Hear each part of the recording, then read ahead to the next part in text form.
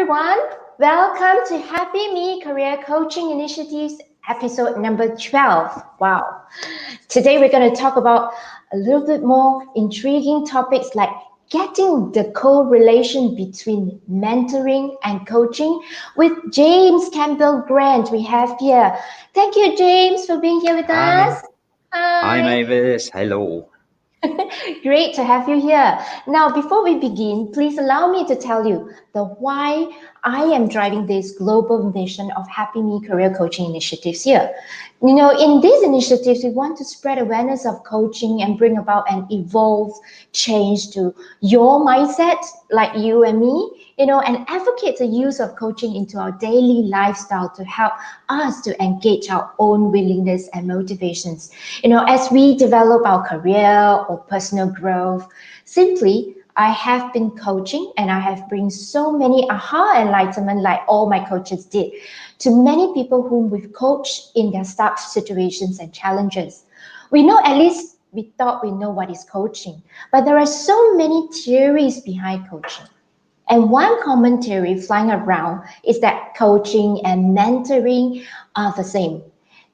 That's it. Today we are going to unravel the truths behind it and getting down with how mentoring and coaching correlates with each other.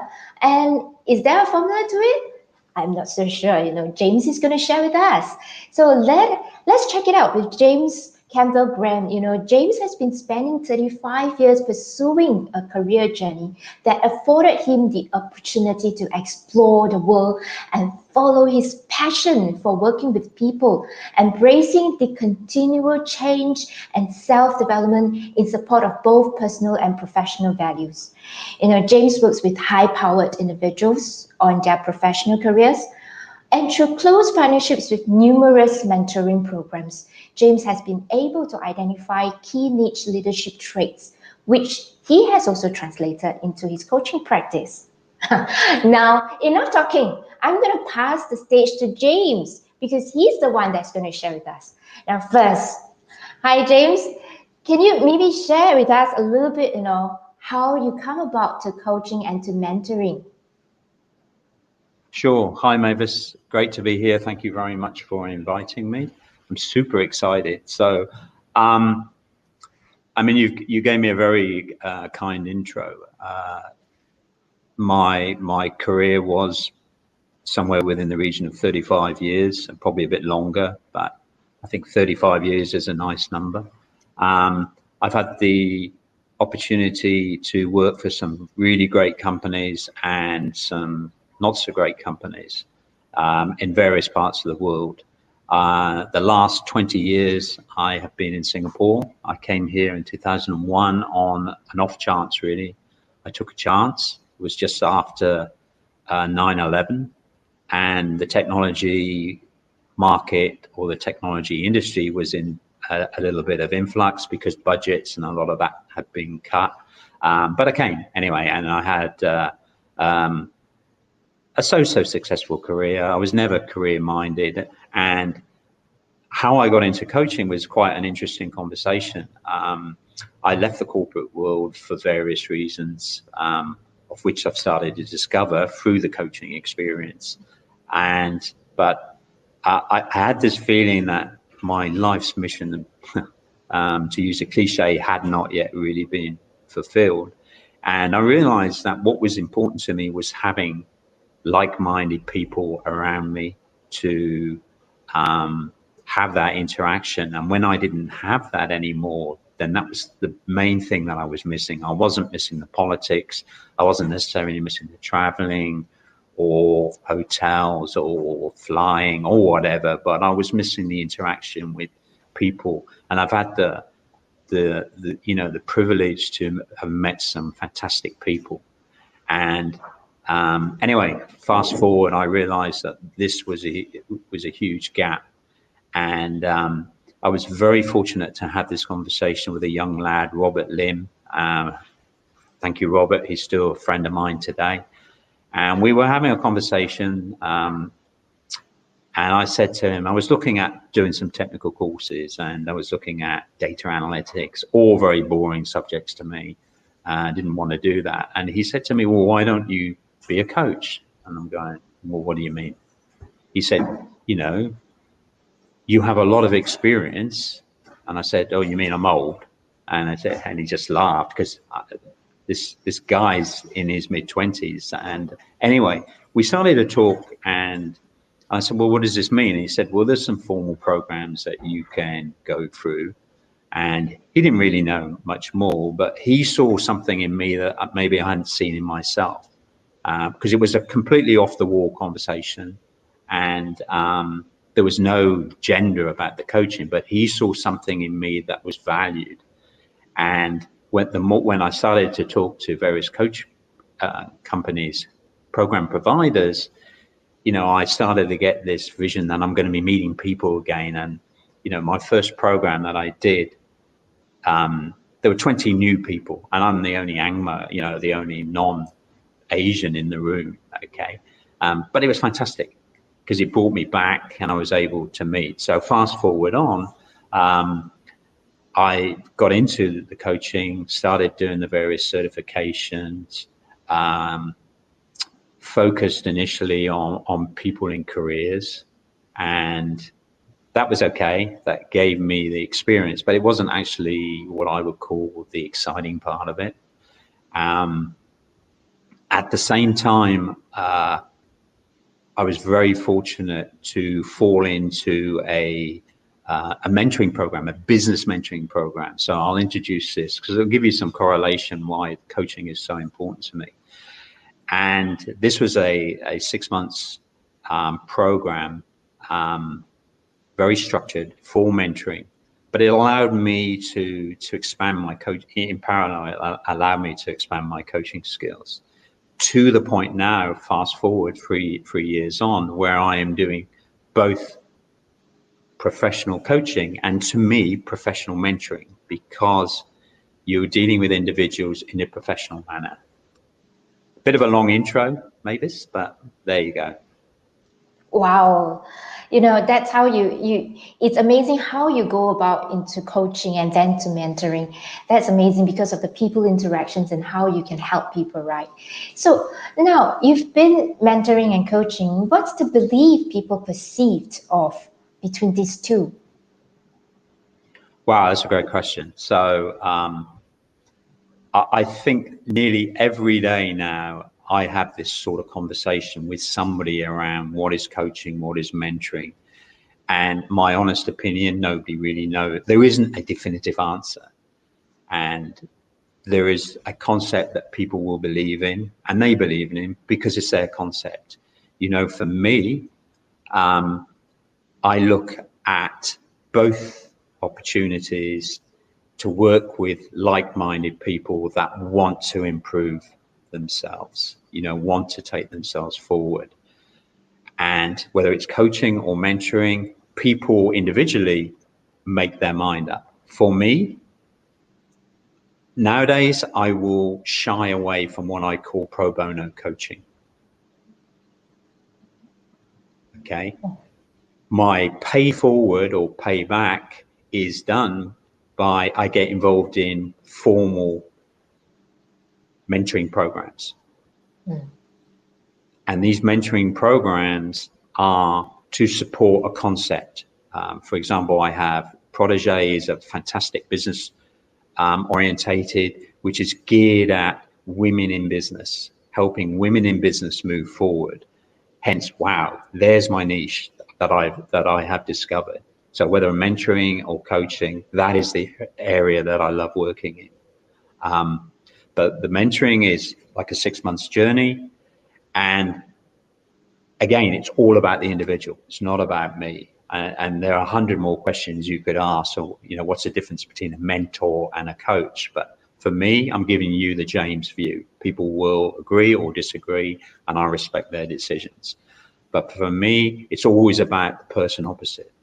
With mentoring, as I say, under these programs, it's a way of me giving back in a structured way. But selfishly, Mavis, I meet great people. And from this mentoring program, because of maybe my enthusiasm, I've been very fortunate to get business from these. It wasn't the intention, but referrals, references, you know, I saw you involved in this program. Would you help me maybe on the coaching? And then you step across to the coaching. And again, my view, when I initially started, I had this vision of, oh, Mavis, okay, let us work together for a year, coaching, and you know, let's have a year's contract. What I've learned is that for me, that doesn't work. It doesn't work. What coaching has, my take on coaching, that it's very outcome orientated. So somebody has and I'm talking about one-on-one. I'm not even going into corporate coaching at this stage, because that's a different ball game as well. But an individual to an individual, we may agree on 5 sessions, and their outcome at the start is to do this. Invariably, it isn't, but it's a fixed time. The important thing is a fixed time, which allows both the coach and the client to focus on this time. So for me, coaching is outcome. Some say performance. If you were looking at performance coaching, okay. But for me, the client has specific issues they want to deal with, and they want to help and support in a time frame. Does that help? Does that help move the conversation, or have I confused? Well, I think you point out rightfully, the key points about coaching being outcome driven, right, and objective driven. Whereas, if I'm hearing correctly, James, that you're saying that what people has perceived mentoring is a guidance. Well, again, until I started coaching, I had this concept. I had the wrong. I think I had the wrong concept of mentor. I had the fortune to be mentored by people in my corporate life, and I was grateful for that experience. But on reflection, what I realized, that the mentor, my last mentor, was in a very senior position. He was actually mentoring me and guiding me and creating mini-me's, and I credit somebody that I had lunch with today who came up with this mini-me. It's exactly, he wanted to create, because he thought he was doing it for me, but in essence, he was creating mini-me's to continue the brand or the philosophy, the strategy of the company. He wasn't actually coming to me and saying, well, James, you're head of professional services at the moment. What do you want to do? Do you want to go and run customer success? Do you want to go and run sales? Do you want to go and run HR? What do you want to do? It was more focused on, I want you to grow this business in where you are now. So for me, my concept as mentoring, this person was helping me to be a better version, a newer version of him. And I think that mentality still works in the corporate environment. Somebody will, and I was talking to someone from Amazon Web Services last night. They have mentor programs where people, part of their KPIs are to mentor people. So I'll give you 5 people, you go ahead and mentor them. Well, there may not have been any matching, there may not have been any chemistry. It's just, there's no real concept. And you as a mentee, I'm going to be meeting James today, he's going to mentor me. Well, okay, great. But what is the mentality behind it? So for me, again, mentoring is, it's just I look at it as an elongated version of coaching. It's still outcome driven, but you may come to me and say, in 6 months' time, James, I want to be in a more senior position. Okay, this is if I'm writing a letter to myself in 6 months' time, I want to have this title, or I want to be in this company. And then it's understanding what are the challenges, what are the mindsets, what are the underlying beliefs that are stopping this person being able to move forward. If, for example, and again, this is another topic that for another day, but, as part of my mentoring with you, you may say to me, I really need to understand how to do a Python coding, as part of my growth. And I need some guidance on Python. Well, apart from knowing how to spell Python, that's about it for me.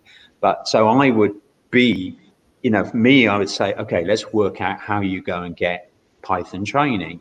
Go and find a mentee. Let's get you a mentor. As part of a village, it takes a village type concept to do it. Whereas in coaching, you don't predominantly do that unless, as a coach, you're faced with the client then decides that maybe the issues they're facing are psychological or therapeutical, and you don't necessarily have the passion or the skill sets for that, then maybe you take a time out and refer that person to the appropriate person, and then end the relationship. But under mentoring, you can have one or more mentors. There's no law. There's no contracts formally typically for mentoring. Right. You have pointed out that relationship, and of course, many a times when we talk about mentoring, and you have rightfully tells me that it's really like a relationship journey, right? So James, this global mission to drive awareness and educate masses in Asia, what is this coaching mindset and mentoring mindset that one should have before they embark into the journey? Well, again, I think people, that's a hard question. I'm not sure that I have a qualified answer. I can only give you my take. Yes. And that was, the mentoring offers me opportunities to practice my coaching skills in a different manner. And by dealing with different types of environments, different types of industries, different type of clients, different type of age groups per se, different types of communities, that gives me, on the professional side, just continues on a day-to-day basis, builds my experience, builds my skill sets. So that's the selfish part of me. Again, my take on mentoring is, and as I say, these formal, like Asia Institute of Mentoring, for example, is a social enterprise, non-profit organization. And Yen Liu Chao, who's the founder, has this vision of creating a mentoring world, with numerous mentors, all paying forward. You come in as my mentee, and I don't like that word, but for sake of this conversation, and then you join, you grow, and then you become a mentor, and then you start mentoring. So that the mentoring space is to me is an environment that just grows and grows. Coaching is very typically one-to-one. And again, I'm not going team coaching. We're talking one-to-one coaching or one-to-one mentoring. Yeah. So for me, one-to-one coaching is very time-driven, very focused. And then at the end of maybe 5 sessions, you agree that you've done very well, or you haven't done very well. You shake hands, and you may never see that person again. Where mentoring for me becomes more relationship. My first Vinny, my first structured mentee in the program. 3 years on, we are still working together, but it's not structured. It's ad hoc, but we're still very close. We touch base with each other, check in, make sure we're okay, etc. To me, that is a great example of relationship. In coaching, you may come back to me in 2 years' time and say, I need to resolve this issue. Can you quote me a contract or something? Wow. So then in that case, when you talk about, you've mentioned clearly one statement, James, earlier, is that mentoring gives you the opportunity to practice coaching. And you have clearly defined, is there a clear definition I'm hearing throughout these 20 minutes of conversation we are having? There is a real clear distinction between mentoring and coaching, right?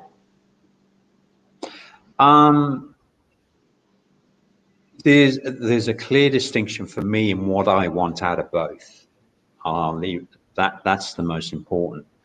As I say, do I put a different hat on when somebody comes to a mentor session versus a coaching session? No. 90% of the session will be me being me, and that person hopefully being them and more of them.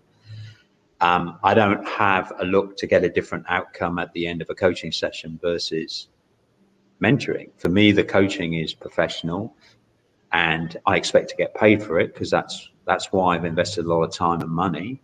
selfishly, so I expect to get recompensed. The mentoring is a way of me, again, increasing my awareness. Sorry, wrong word. Increasing my networking, getting into communities that under coaching I may never have done. As I say, part of AIM and the social enterprise, I meet so many different people from so many different types of walks, especially during COVID, the real height of the circuit breakers, where we were supporting a lot of people that were really challenged. And it was a great experience, because yes, you had to have your coaching, but also I think you had to have some degree of life experience. But again, that may be a different topic. Does that help you? Yes. Clarify, Yes, or have I confused it? I think it clarifies, and thank you, James, for putting the perspectives into place. Because the next question I'm going to ask is that you've so beautifully married these two concepts together, right?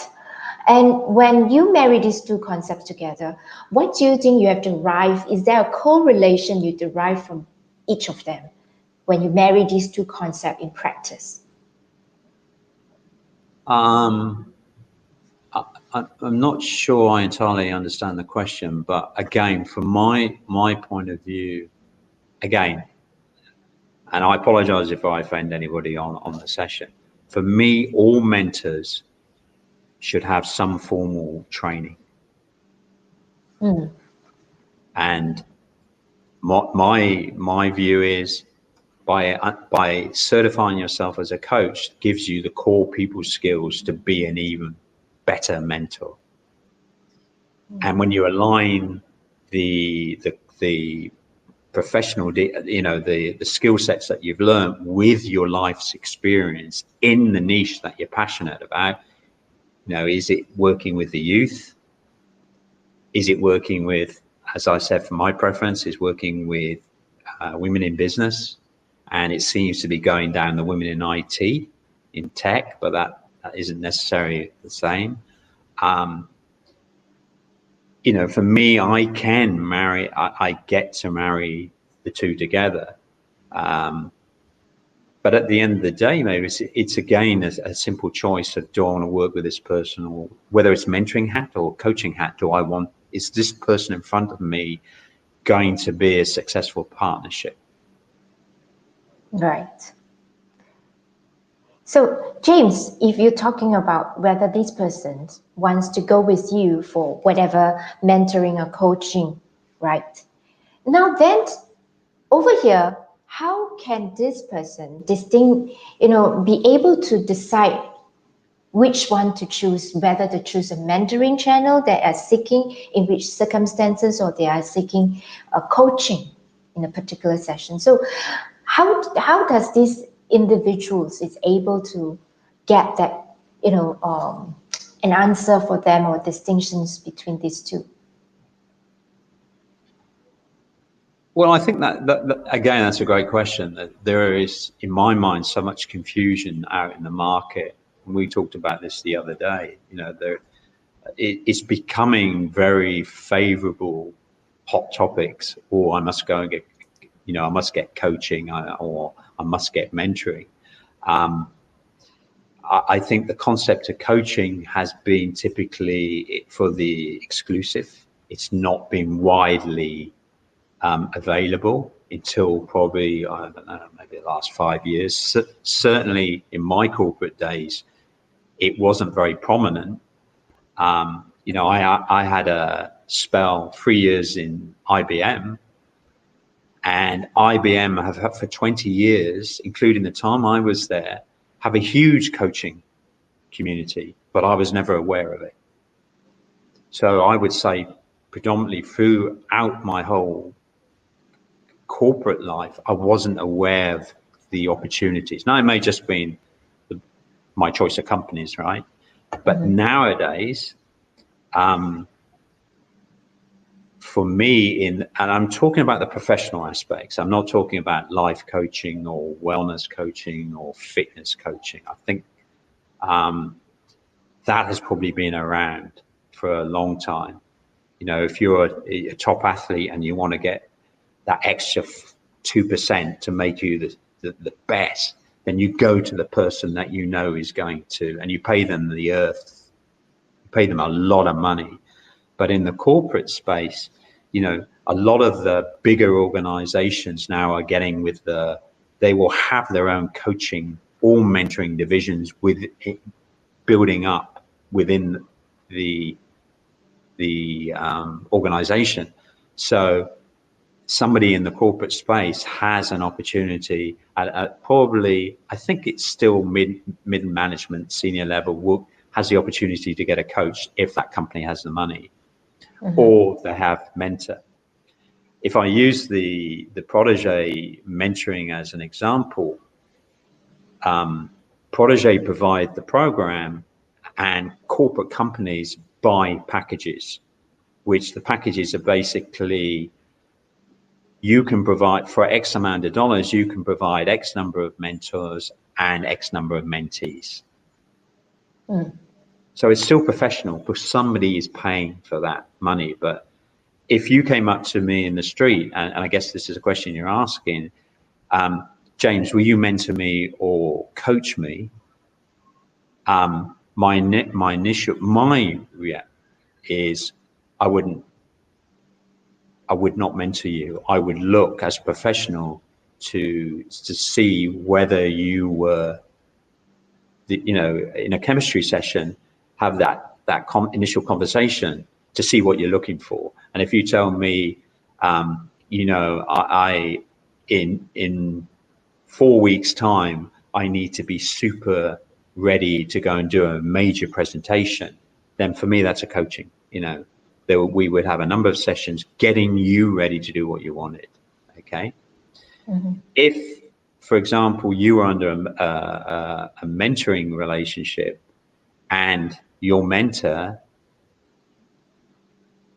called me and said, James, I have this mentor relationship with Mavis, but Mavis wants some information around guidance around this specific type of issue, and it's under a program, then I would be inclined to support the mentor, because it would invariably be a friend anyway. So for me, it would be mentoring. I'm part of that mentoring umbrella. That is the James view. And I have to tell you, it's evolving and changing almost on a daily basis, because I have so many great conversations and I pick, oh, that's a good idea. I'll add that to my repertoire or to my framework or to my practice. Right. So you are saying that when one comes to you and asks, hey, you know, should I seek mentorship with you or should I seek coaching with you? And you are suggesting them to get on with experience first, to look at the chemistry before deciding which path to go. Am I right? I mean, my view is that somebody approaches me, they're approaching me to be a coach, because they're coming to me for my coaching prowess or my skills or whatever. That's what I like to believe. But if I've agreed to participate in a mentoring program, then there is invariably a matching process where a mentor will choose a mentee and a mentee may choose the mentor. So it's like a marriage, and I call it speed dating. And you find that, but that's under mentoring. You know, that is a voluntary.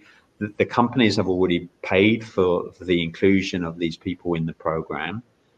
And for me, it's pay forward, but invariably I'm going to meet, as I say, some people that I would never have met before and build relationships and networks from that point of view. So that you know, for me, they're clear distinctions, Mavis. I cannot speak for everybody.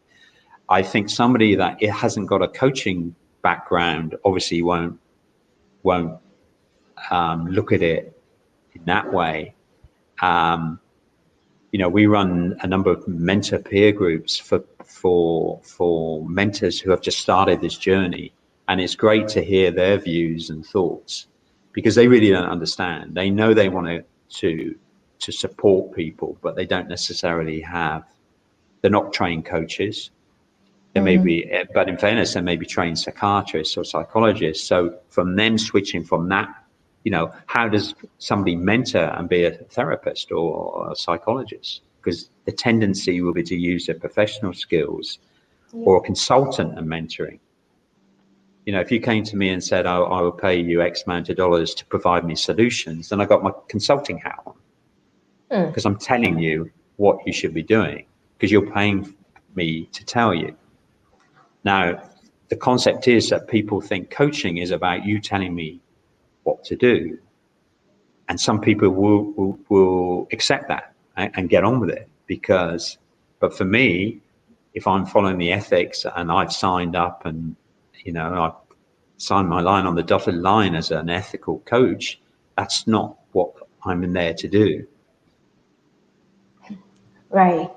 Thanks, James. Now, James, on the floor, we have Suresh. Suresh just asked a question. What's the difference done internal to organization against external mentoring? I think what he meant was, what's the big difference done in internal mentoring in organization against external mentoring? Am I right? Again, this is my view, and good question from Suresh. I think it goes back to the concepts that initially mentoring within internal organizations and corporate organizations were for the betterment of, first and foremost, it may be to improve, you come to me, I'm going to, what we said about mini-me's, I'm going to create a newer version of me, or I'm going to make you the best salesperson in the world because I'm already the best salesperson. And the benefit is to the company. The company are going to get more sales, and they're going to maybe create a leader. So for me, corporate mentoring is all about the better.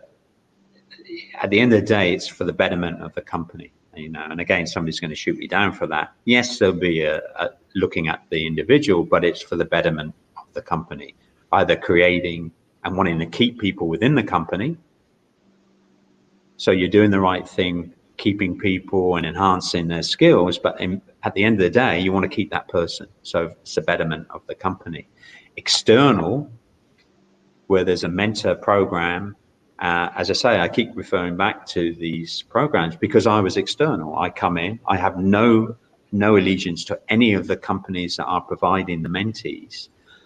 It's all about the mentee. If the mentee says to me, I want to grow to be this person, I want to, I'm working for company A and I want to get a senior position in company B, then fine.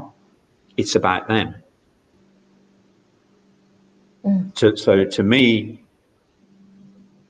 it's because to me, it's the older concept of mentoring somebody for the betterment of the company or to create a mini me, or I want you to do what I want you to do in the company. Whereas externally, it's I want you to do what you want to do, and I will support. I'll be that mirror.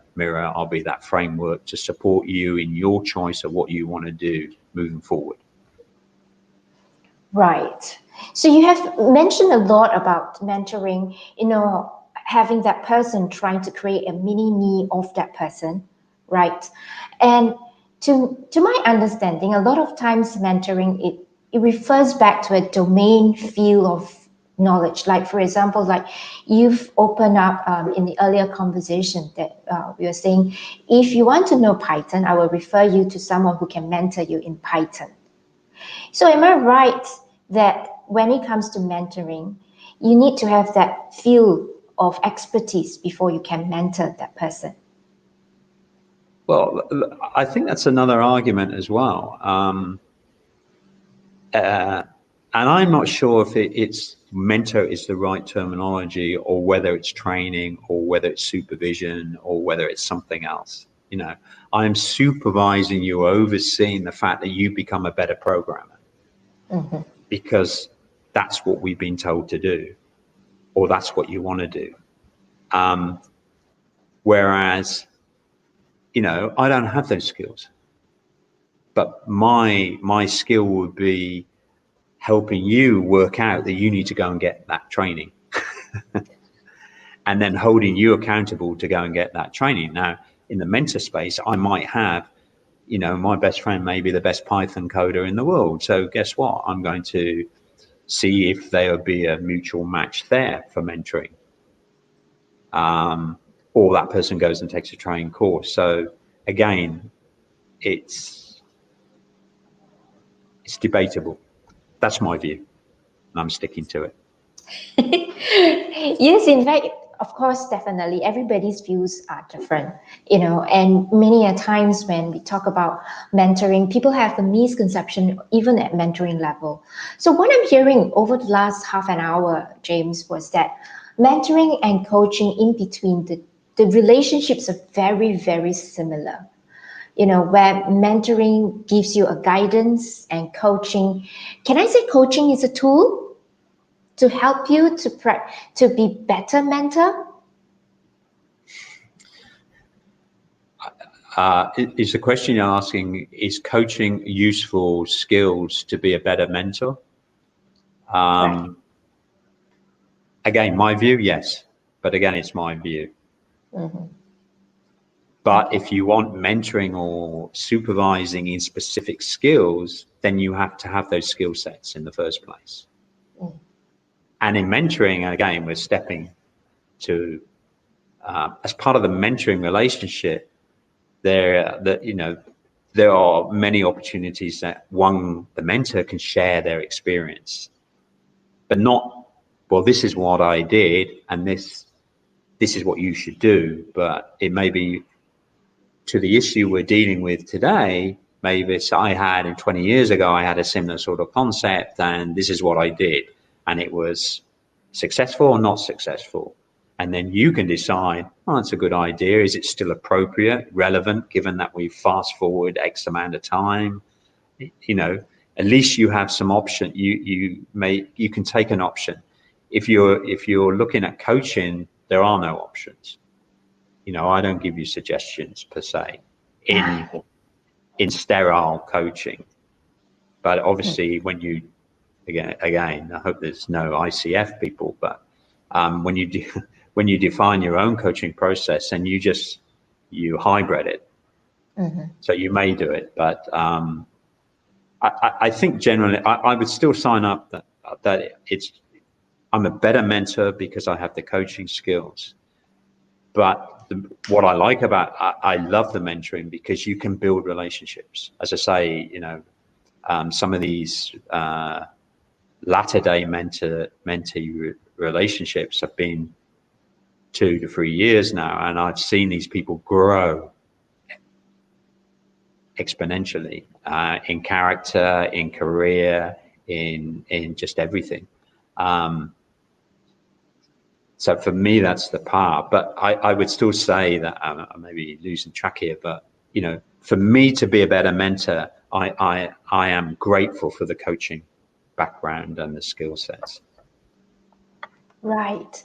That's very clear that you have put it out. Thank you for putting it out that, coaching, we don't give suggestions, but mentoring, we give suggestions, right? Can do. Can do. Okay. Right. Now, James, let me ask, because if these two are so closely correlated, and we talk so much about coaching, deep diving into the inner self-awareness and all those self-discovery books that we do with the coaches. So does mentoring I presume mentoring is doing the same? That's why you create a better version of the person? Again, it depends on the background of the mentor. I mean, for me, the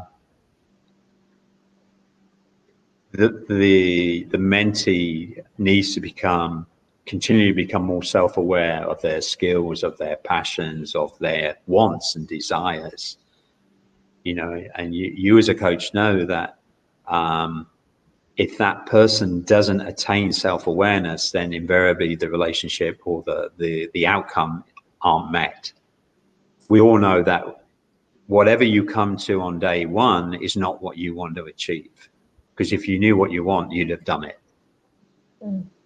So self-awareness in both, whether it's coaching all mentoring, for me, is very much about helping that person become more self-aware of their needs, their strengths, their challenges, their beliefs, their values, anything that's going to help them correlate and then package it and make the forward decisions that they want to do. So yes, self-awareness in any, I mean, we're looking at two, we're not even talking about therapy and psychology, because I don't have that experience, but for me, mentoring and coaching is about self-awareness, about the mentee or coachee having, for me, it's the partner having the ability to become more self-aware. Otherwise, they can't develop. They cannot enhance themselves if they're not aware of where they are today. So self-awareness, hugely important. A great point you make. Yeah. Yes, definitely. Thanks for sharing that with us, James. Now let us finally come to this, that we always know that, mentoring has been widely known. And do you agree that coaching has done many impacts in many areas all these years? It's been around, as early as 1970s, and that brings us to 5 decades, 50 years. And training in Singapore has been around for 4 decades. But sorry to say that you and I, we just had a conversation that coaching has always been in the elite realms, and mentoring has been widely known to everybody. So the question now, maybe I can ask you, James, is that do you think coaching should be made available to masses just like how mentoring is widely known and offered to everyone? Well, I think in essence, coaching is, and I'm talking about Singapore now. Again, my opinion, Mavis, coaching is available to everybody. A lot of the government institutions or government-backed institutions are providing very capable career coaches, for example. So I think you are able to take that, and it doesn't matter what title you have or what position you have.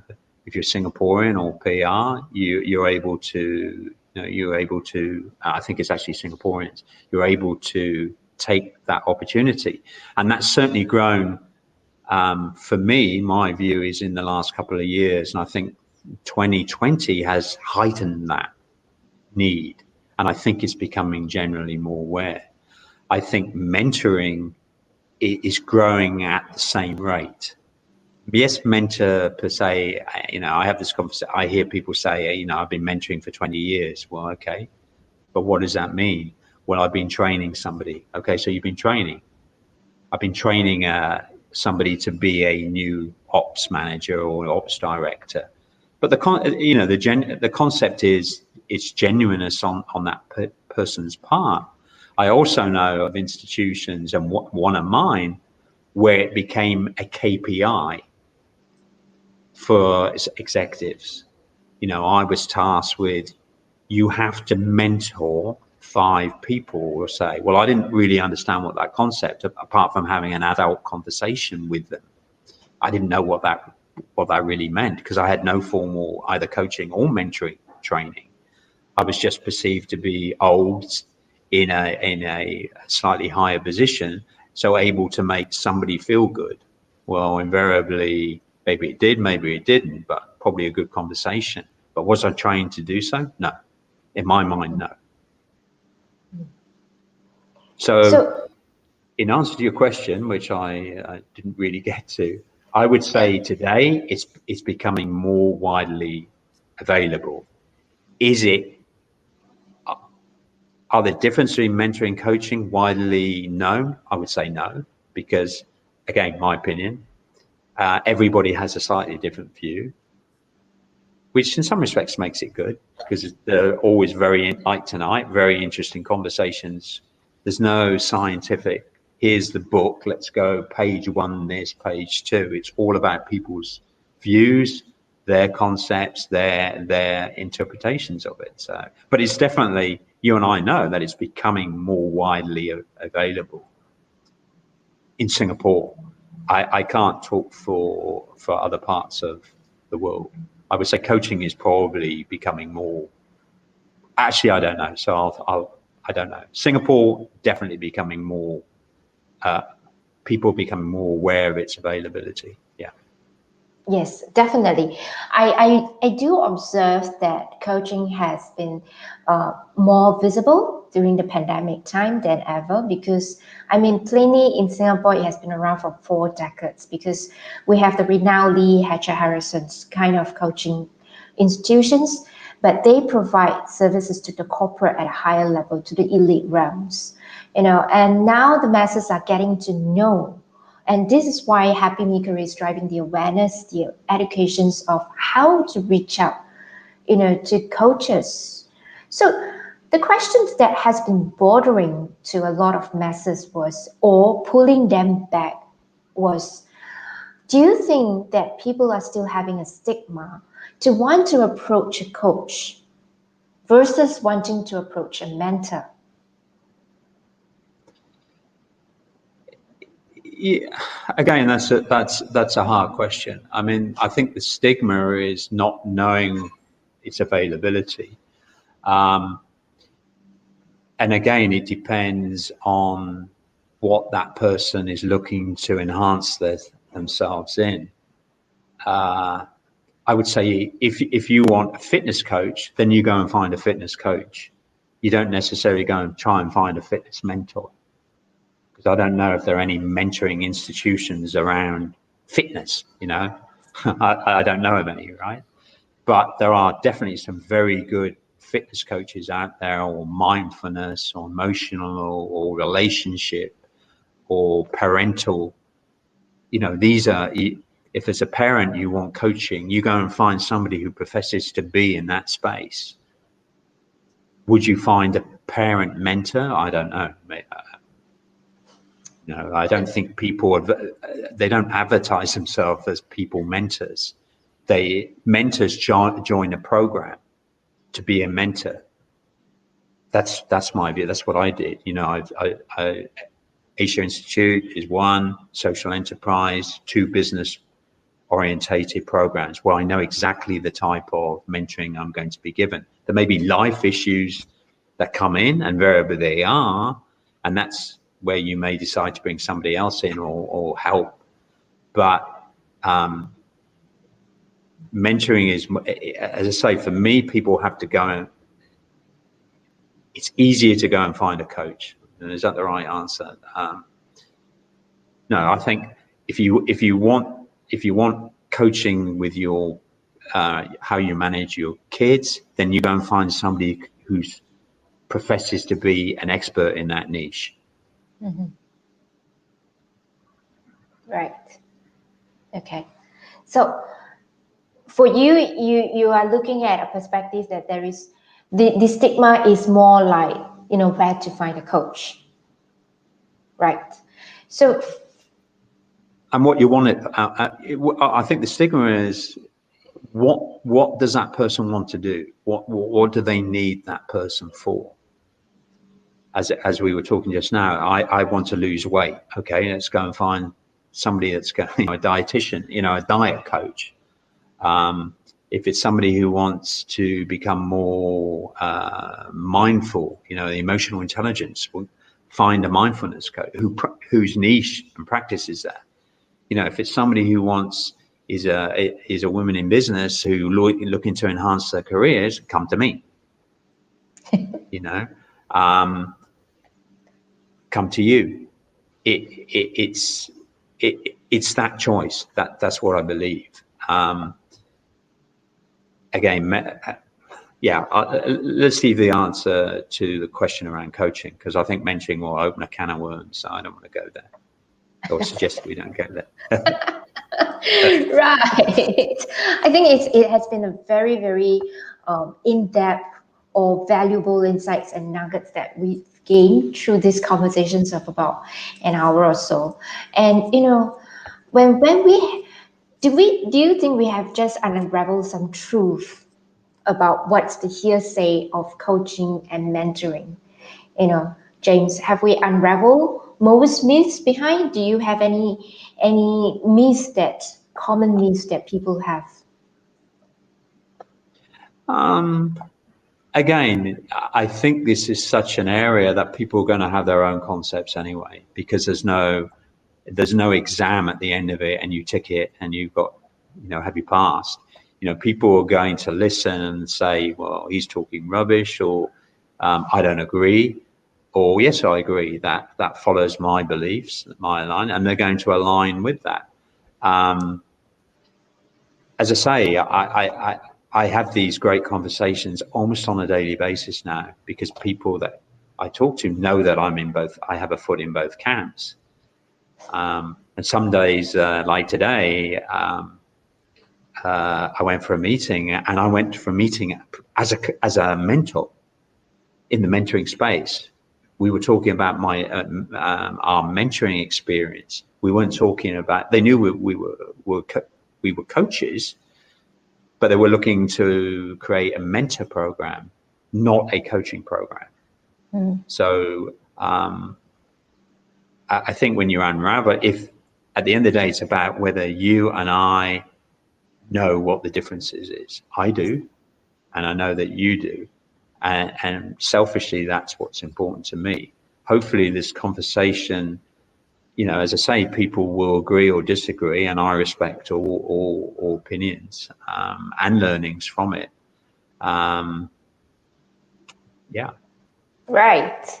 Great. Thanks, James. We have Suresh that is asking, could it be that people are more open and comfortable with the mentoring aspect than the coach aspect? So Suresh, okay. So I think what Suresh is asking, would somebody be more comfortable getting a coach or a mentor? Is that what he asked? I can't see the question, Mavis. Yeah, I repeat the question from Suresh is that, could it be that people are more open and comfortable with mentoring aspect than coach? I don't think I have the answer to that. Me personally, invariably, if you go to find a coach, you're going to pay for that privilege. So if you're prepared to find a coach, to pay for that experience, you're going to go and get a coach, because you're expecting an outcome at the end of it. Right. You're paying me $1 million. You're expecting $1 million worth of value from that. Now, if somebody who wants to be a better person and believes that a mentor can help them, then the value is with that person. The mentor is just going to be the mentor. It's just going to be there. There's no real, apart from self-professionalism, there's no inner motive, because you're not valued. You're not evaluated as a mentor, but you, as a professional coach, you're evaluated. Did you help this person succeed? If you did, that person's going to refer you to somebody else, or you're going to get repeat business. And that, as a professional coach, that's what you want to do. So my view is, people will, again, it's becoming narrower, I think, because a lot of these mentor programs provide that sort of expertise anyway. So I guess I guess it's the questions about the views of the masses on how they view mentoring and coaching. And rightfully you say that this is James' views, right? And people have different views.